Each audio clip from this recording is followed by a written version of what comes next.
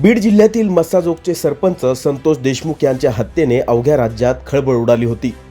त्यांना न्याय मिळावा यासाठी आजही त्यांचा परिवार लढा देतोय। मात्र याच मस्साजोगच्या सरपंच पदासाठीच्या पोटनिवडणुकीत त्यांच्या पत्नी यांचा पराभव झालाय। तर झालं असं की बीड जिल्ह्याचं लक्ष लागून असलेल्या मस्साजोग ग्रामपंचायत सरपंच पदाच्या निवडणुकीत धक्कादायक निकाल लागलाय। दिवंगत संतोष देशमुख यांच्या पत्नी अश्विनी देशमुख यांचा पराभव करत स्वरूपानंद देशमुख तब्बल 92 मतांनी विजयी झालेत।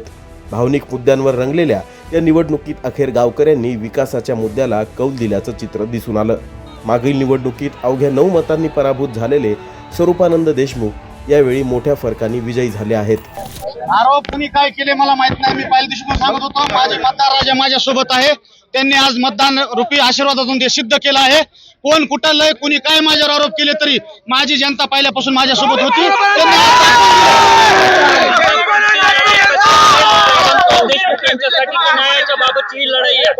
मी पहिला बी सांगितलंय, मी अगोदर बी त्या लढाईमध्ये पुढे होतो आणि इथून पुढे बी सदैव मी संतोष देशमुखच्या न्यायाच्या लढाईमध्ये समोर असतो। हा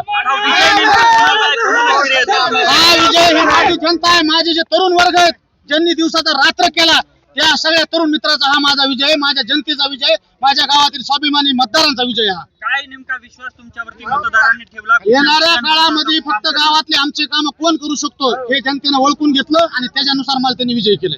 दिवंगत संतोष देशमुख यांच्या हत्येनंतर रिक्त झालेल्या पदासाठी ही पोटनिवडणूक झाली होती। बिनविरोध निवडणुकीचे प्रयत्न अपयशी ठरल्यानंतर झालेल्या या लढतीत अखेर मस्साजोगकरांनी स्वरूपानंद देशमुख यांच्या बाजूने कौल देत राजकीय वर्तुळात चर्चेला उधाण आणलंय। विनोद जिरेसह अमेय पाठक, लोकमत, बीड।